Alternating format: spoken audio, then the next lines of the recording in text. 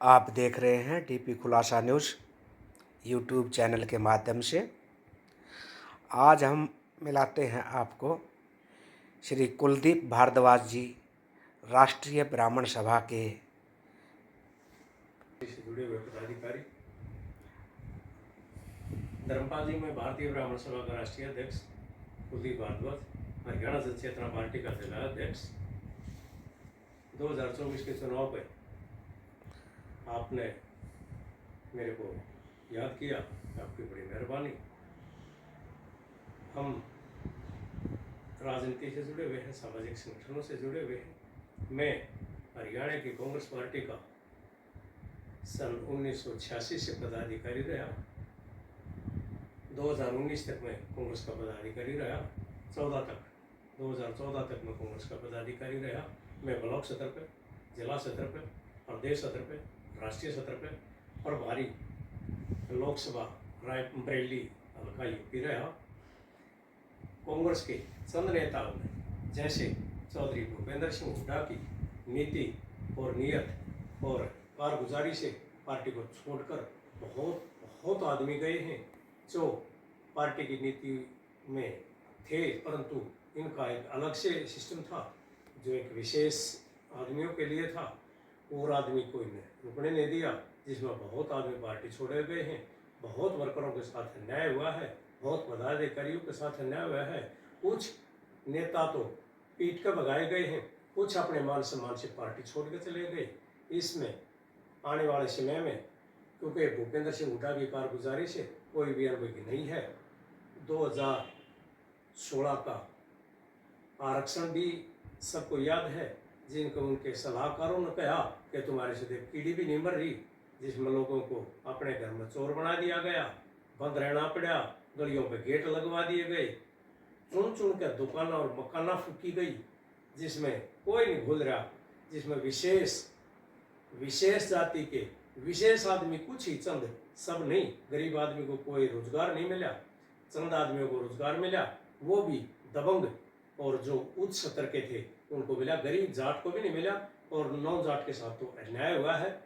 2004 से 2014 तक उसकी चौधरी भूपेंद्र सिंह एक श्वेत पत्र जारी कर दे, किस कास्ट के कितने मुलाजिम लगाए हैं, कौन सी मेरिट से लगाए हैं। कोई मेरिट नहीं थी, एक जाति मेरिट थी, उसमें भी उच्च स्तर के कुछ चुनिंदा आदमी ही रोजगार लगाए गए। गरीब जाट को भी रोजगार नहीं मिला। 35.5 को उनको कुछ नहीं मिला। आरक्षण में जो आ गया सो आ गया, अन्यथा तो डीमेरिट से ही बगैर किसी मेरिट के काम हुए हैं अच्छे, और मेरिट के बेस पर कोई काम नहीं हुआ। उनके अपने चुनिंदा आदमी को ही रोजगार मिला है। भूपेंद्र सिंह हुड्डा का कार्यकाल बहुत अच्छा नहीं रहा, जिसे उन्हें खामियाजा भुगतना पड़ा है, आगे भी भुगतना पड़ेगा। हमारी जैसे जाति का तो पंडित विनोद शर्मा की वजह से कुछ मिला, APBC का कोटा दिवाया, दौड़ी का अधिकार दिवाया, संस्था को जीवित करवाया। भूपेंद्र सिंह हुड्डा ने तो 10 साल में हमारी संस्था में कुछ नहीं दिया, जो पंडित विनोद शर्मा जी ने तो एक दिन में दे दिया। 72 लाख रुपए गोल्ड संस्था में दिया। भूपेंद्र सिंह हुड्डा ने मुख्यमंत्री रहते हुए भी सरकारी कोटे से भी कुछ नहीं दिया। जो हमारी संस्था बंद होने के कारीगर पर थी, वो तो अभी विनोद शर्मा जी ने उसको बचाया है, और ये उनका भला हो। कार्तिकेय शर्मा, विनोद शर्मा ने हमारी जाति का भी उत्थान करा है, हमारी संस्था का भी उत्थान करा है, और बढ़ता सितारा है। देश की राजनीतिता है पंडित विनोद शर्मा, तो एक बरादरी के नहीं है, ये तो 36 बरादरी को साथ लेके चलते हैं। APBC का कोटा दिवाया, कोई एक कास्ट को थोड़ा नहीं दिवा था, ब्राह्मण को भी, बनिया को भी, पंजाबी को भी, गरीब आदमी को भी इन कोटा दिया। ये तो और तो नीचा में थे।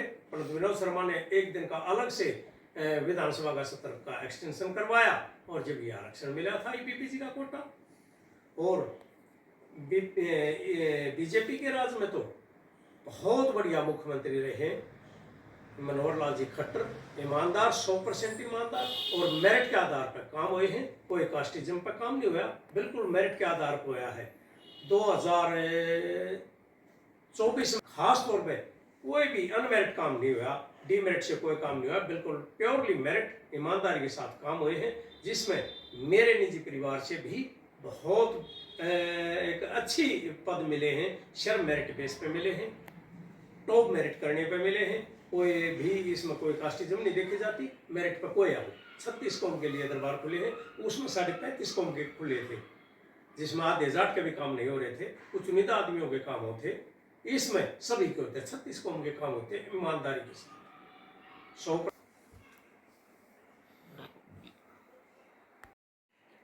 भारद्वाज जी, ये 35.5 कौम का मतलब क्या है आपका? 35.5 कौम का मतलब यह है जी, आधी कौम जाट की जो संपन्न जाट हैं वो आधे, और जो आधी पर रहेगी वो 35.5 जो करे हैं हमें, वो गरीब जाट रह गए।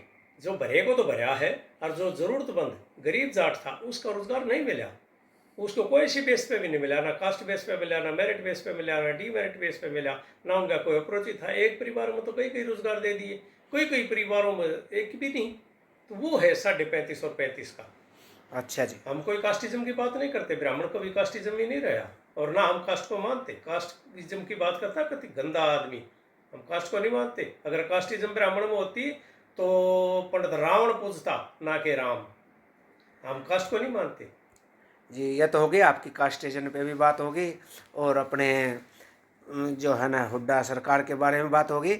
अब आपका अरविंद शर्मा के बारे में क्या कहना है? देखिए, हमें अरविंद शर्मा जी को नहीं देखना। अरविंद शर्मा जी का ठीक व्यवहार नहीं रहा, किसी की भी जुड़ कर नहीं चले, ना राजनीति जोड़ पाए, ना सामाजिक जोड़ पाए, कुछ नहीं, किसी के दुख सुख में भी नहीं आना जाना रहा।